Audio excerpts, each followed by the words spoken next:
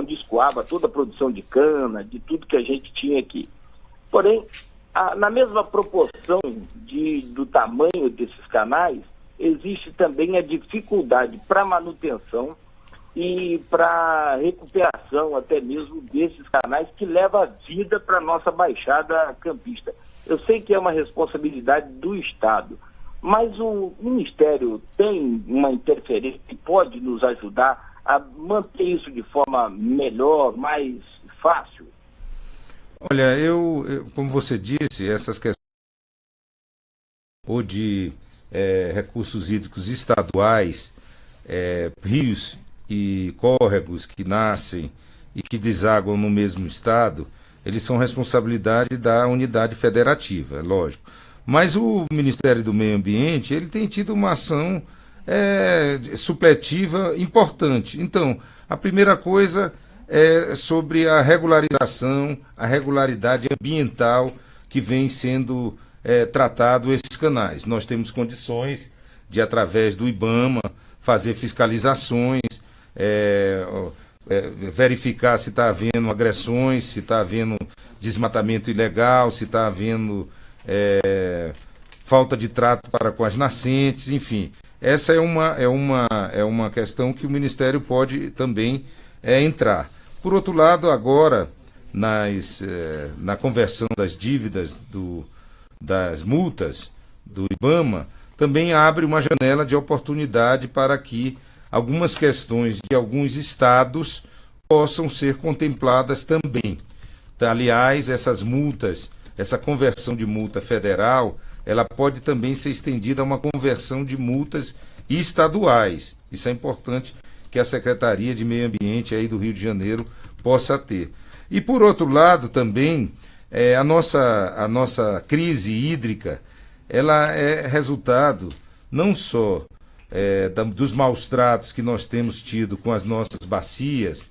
Há pouco tempo atrás, há 4 anos atrás, nós tivemos a crise hídrica da região sudeste. Nesse caso, o que aconteceu? Ficou comprovado que as bacias que geravam a água e que conduziam a água para os reservatórios que abasteciam São Paulo eram as mais desprotegidas. Então, com isso, a gente hoje tem uma clareza de que é preciso proteger as nossas bacias para geração de águas. Mas é evidente que a questão do aquecimento global, as mudanças climáticas, elas vieram para ficar. E, nesse caso, a crise hídrica, ela já existe. O tratamento que a gente deve dar hoje aos cursos d'água não é o mesmo tratamento que se dava no começo da civilização. Todas as civilizações começaram na beira dos rios, na foz dos rios. Mas hoje, o mundo com quase 8 bilhões de habitantes, quando aquilo que se retira da natureza, a natureza já não consegue repor, um mundo em que o aquecimento é uma realidade, que está mudando o regime de chuvas, que está fazendo com que a água cada vez mais seja um bem de escassez, embora seja de um bem público, é evidente que nós somos todos a favor, é preciso que a gente tenha um relacionamento diferente. E, portanto, é preciso a união dos entes federativos, tanto o município, estado e o governo federal. E, nesse caso, nós temos absoluta certeza de que essa complementaridade ela está sendo feita, basta que o Estado do Rio de Janeiro possa colocar suas questões junto ao Ministério para que a gente possa agir conjuntamente. É importante também nessas ações a participação da sociedade civil. Cláudio, mais alguma pergunta para o ministro? Sim, Carla, obrigado. Só para fechar, ministro, concordar com o senhor, um tema também recorrente da nossa região, e aí eu não sei até que ponto o Ministério do Meio Ambiente pode também nos socorrer, ou pelo menos se atentar para tal fato. O avanço do mar na cidade de Atafona, né, na localidade de Atafona, município de São João da Barra, está destruindo ali todo aquele distrito e está provocando a salinização do Rio Paraíba do Sul. A foz do Rio Paraíba do Sul já existe hoje uma língua chamada língua de água salgada que quase que chega aqui a Campos. São João da Barra é onde está sendo construído o Porto do Açu, que foi iniciado, né, pelo empresário Ike Batista. Então, só para te situar aqui a situação, a Foz do Rio, Paraíba do Sul, hoje sofre com esse avanço do mar. Até que ponto o senhor pode interferir, pode ajudar nessa questão através do seu ministério? Bem, você sabe que quando começa pela Foz do Rio, significa que o rio está perdendo força, ou seja, a revitalização do rio é fundamental. No caso do Paraíba do Sul, já há várias ações, inclusive a própria Agência Nacional de Águas agora está exigindo na outorga determinadas condicionantes que dizem respeito a ações na bacia geradora da água. Portanto, eu acho que essa é a solução e é dando ênfase a essa solução que nós vamos, no Ministério, dar continuidade a essa política. Agradeço a participação do Cláudio Nogueira, da Rádio Continental AM, de Campos dos Goitacazes, no Rio de Janeiro. A gente segue agora até São Luís, no Maranhão. Vamos conversar com Humberto Fernandes, da Central de Notícias do Maranhão. Olá, Humberto, muito bom dia para você. Bom dia a todos vocês, bom dia a todos do programa, bom dia ao ministro Sarney Filho. É uma satisfação poder participar direto aqui de São Luís do Maranhão. E o que nós gostaríamos de perguntar ao ministro Sarney Filho é quais estão sendo as ações mais expressivas da sua gestão aqui para o nosso estado do Maranhão e o que continua sendo mais desafiador na opinião dele. Bem, obrigado, conterrâneos maranhenses aí que estão me ouvindo, é uma alegria poder falar com vocês. O mais desafiador que nós temos assunto na área ambiental são justamente as nossas bacias hidrográficas maranhenses, Mearim, Pindaré, Itapecuru, Munim, essas bacias genuinamente maranhenses, cuja competência de ação ela deve ser ao Estado. Eu tenho lutado para que a gente possa fazer a revitalização dessas bacias. Como ministro do Meio Ambiente, não é competência do Ministério interferir, a não ser que haja recursos orçamentários oriundos de emendas.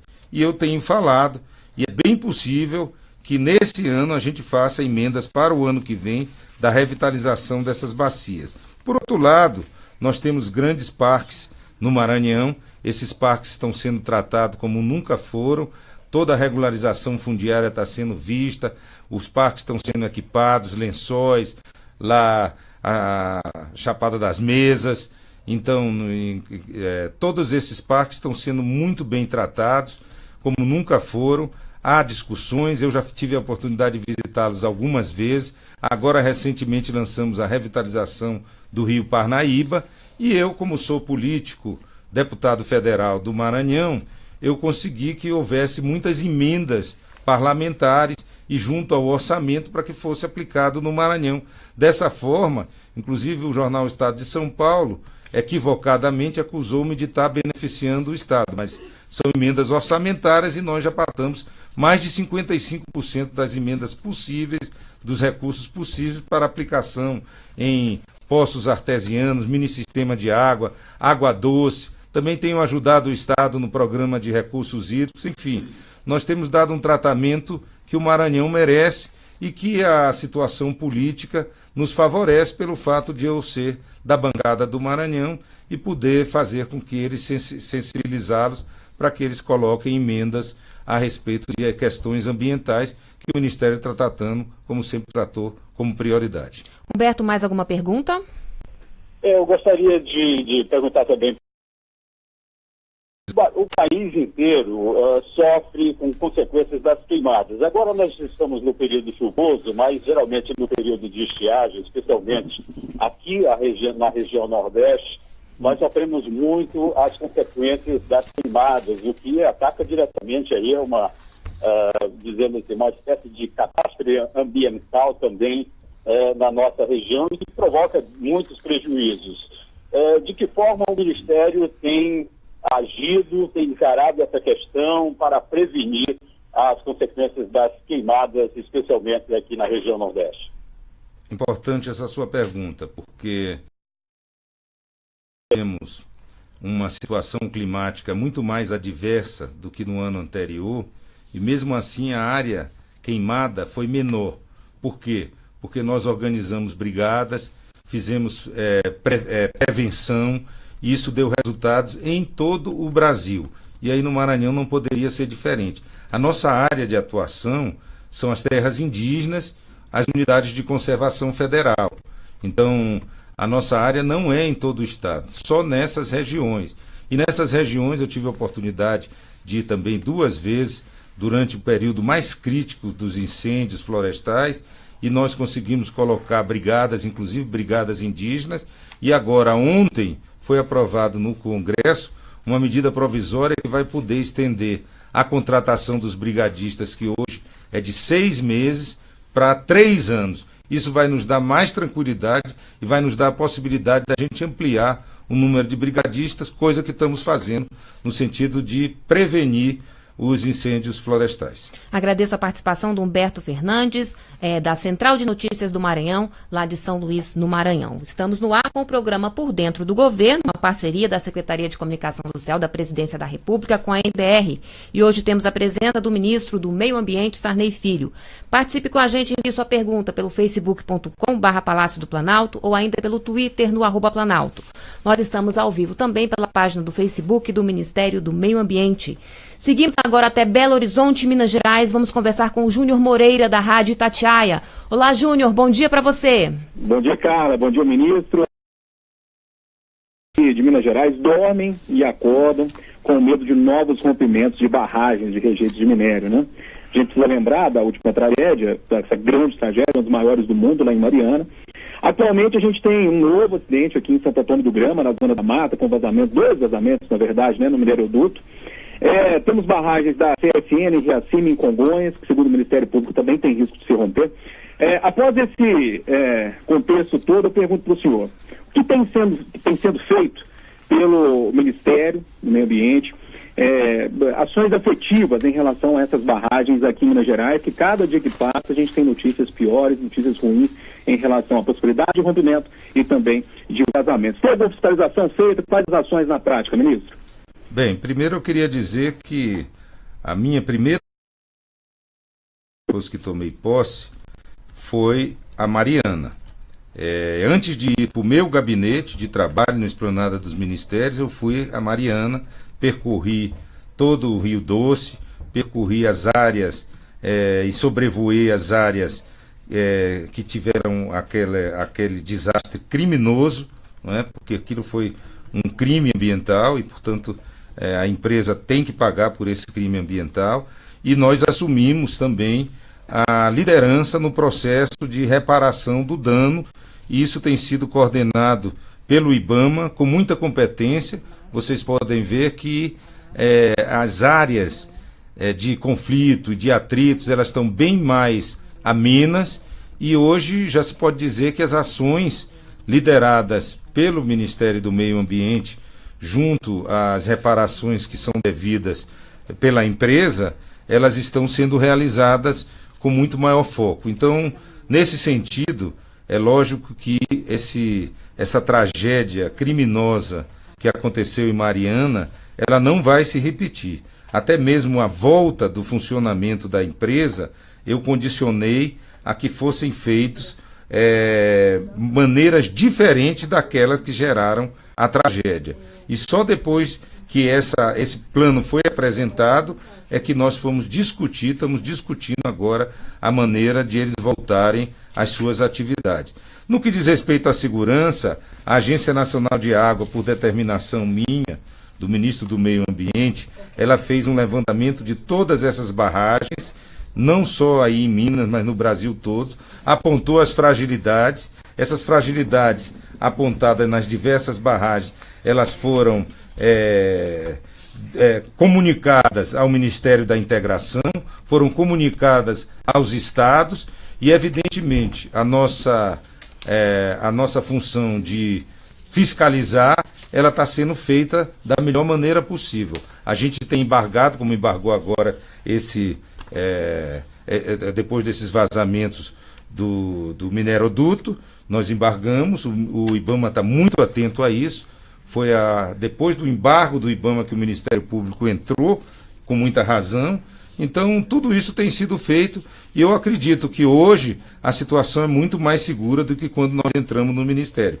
Mas é lógico que nos deixa sempre muito preocupado a situação de determinadas barragens aí em Minas, porque quem sobrevoa essas áreas pode ver que é uma área meio caótica. Então, é necessário cada vez mais atenção do governo do Estado, a quem cabe a maioria dos licenciamentos ambientais, 95% desses licenciamentos são dos governos estaduais, mas também sobre a supervisão dos órgãos federais. Agradeço a participação do Júnior Moreira, da Rádio Itatiaia de Belo Horizonte, Minas Gerais. A gente segue agora até João Pessoa, na Paraíba. Vamos conversar com a Sandra Macedo, da Rádio Correio 98 FM. Olá, Sandra, bom dia para você. Bom dia, ministro, bom dia. A questão com relação aqui a um ponto que é um ponto que interessa a todo o Brasil, é o ponto mais oriental das Américas. É um título que não é só da capital da Paraíba, não é só de João Pessoa, e está sendo degradado a cada momento, processo acelerado de erosão, né? E até agora as políticas locais, elas são lentas, são pontuais, tem muitas discussões técnicas, né? Mas enquanto isso as falésias vêm cada vez mais sendo diminuídas. A minha pergunta ao senhor é a seguinte: existe alguma política pontual com relação à preservação dessas falésias e principalmente do ponto mais oriental das Américas? Não existe nenhuma política por parte do governo. Nós somos sempre demandados. É importante que o Estado ou que a Prefeitura demande alguma questão que a gente possa, de alguma forma, ajudar. Mas não existe objetivamente nada, e você sabe que isso é o aumento também do nível do mar, é consequência do aquecimento global e consequência também do desmatamento dos manguezais, que tem uma proteção natural no nosso litoral. É por isso que nós estamos ampliando as áreas de proteção do nosso litoral, e hoje mesmo nós vamos, no Palácio do Planalto, criar a Reserva Extrativista de Itapetininga, a Reserva Extrativista Baía do Tubarão. Vamos fortalecer as comunidades extrativistas e ribeirinhas, dando por um decreto. E também, como você sabe, nós tivemos um cuidado muito especial com as nossas unidades de conservação. O Parque Nacional da Chapada dos Veadeiros passou de 64 mil hectares para 240 mil hectares. A Estação Ecológica do Taim, que é marinha também, de 10 mil para 32, triplicamos. A Reserva Biológica da União, de 2.900 para 7.700 mil hectares. Criamos o Refúgio da Vida Silvestre do Arquipélago de Alcatrazes, que é também uma unidade marinha. O Parque Nacional dos Campos Ferruginosos.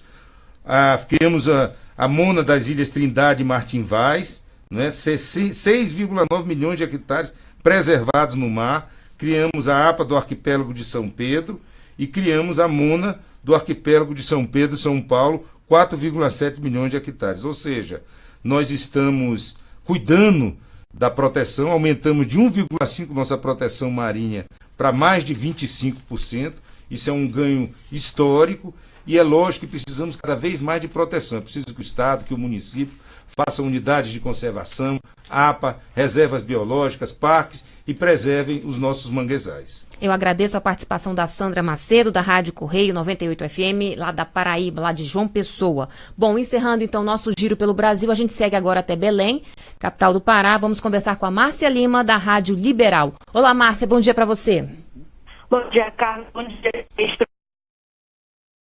A gente passou recentemente, está passando ainda, por um processo de degradação do nosso meio ambiente. A Amazônia, que é considerada mundialmente, com todo mundo, considerada o celeiro dos recursos naturais, e a nossa água está sofrendo contaminação por causa das... E como o Ministério Público do Pará já mostrou, desde 2000, esses acidentes vêm acontecendo regularmente, inclusive alguns produtos cancerígenos têm sido jogados na água.